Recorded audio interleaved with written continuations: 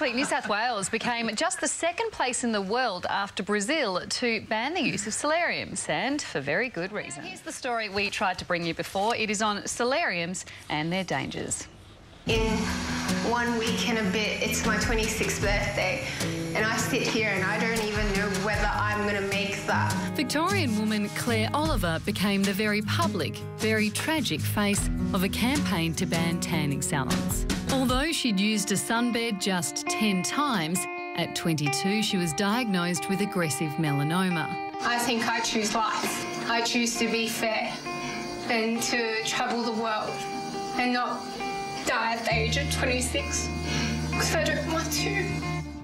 In response to Claire's campaign, Victoria tightened controls around salons and banned under 18s from using them. At the weekend, New South Wales went one better, announcing a total ban by 2014. We are only the second jurisdiction in the world to ban sunbeds. But some are criticising the hold-up.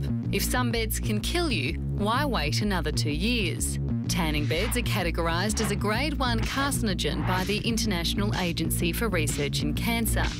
The Australian Cancer Council says if you've used a tanning bed under the age of 35, you've doubled your risk of developing melanoma. Now, 90% of skin cancers in this country are attributed to the harsh Aussie sun. And while the government can't literally drag you off the beach, banning sunbeds is one way to stop more Australians from dying for a tan. Jay Allen has suffered from skin cancer and is the man who campaigned for this ban in New South Wales. First off, Jay, congratulations. It is a major victory. Well done. And I think it's really good news. But tell us first your experience.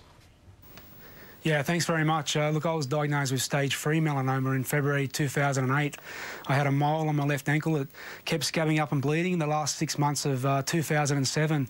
And after much persistence from my wife, I finally went and got it checked, and it turned out it was a melanoma. It was 1.95 millimetres deep. So after a few operations, I found out that it spread up to one lymph node in my groin, and it's pretty scary stuff, you know. I then went on to have chemotherapy, and I was left with 44 staples going down from my bottom of my stomach down to halfway down my thigh. So it's been quite a journey. Jay, you look like a pretty confident guy who's pretty, happy in yourself. What made you go to these sunbed places when you were a kid?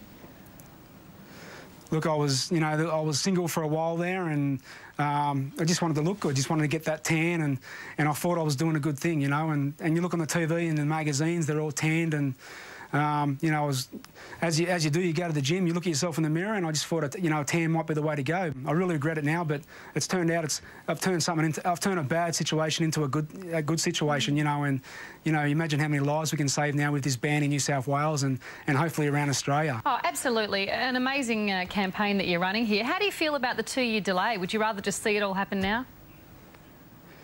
Look, it would be good to see it happen now, but I think the government's done a good thing here. There are calls in the media at the moment saying that they would like to ban sunbeds now, but I think it's a good thing, and it gives the solarium industry time to adjust and get rid of their sunbeds. The New South Wales government and Minister Robyn Parker, and they've done a good thing and really need to be applauded. It's going to save many lives. Jay, you've definitely started something here. New South Wales is the first state, obviously, one of the first places in the world, but WA are now saying that they want to reevaluate their laws. Do you think maybe just a national ban across the board is the way to go? Yeah, why not? Look, the studies are out there now that suggest that, sunbed use does cause cancer. It's about our future generations, we don't want them to go through what myself and others have got to go through now. Yeah, let's call for a national ban around Australia. It just makes sense. And who knows, this might continue around the world, the UK and America. So, yeah, it's got to be a good thing. Well done, Jay, for turning your brush with death into a positive. Have you got one final message for the people watching? Yeah, look, there's no safe way to tan. No tan is worth dying for. Life is precious. Enjoy it. You're only alive once. Just enjoy the skin you're in. Well, Jay, congratulations. This is a big...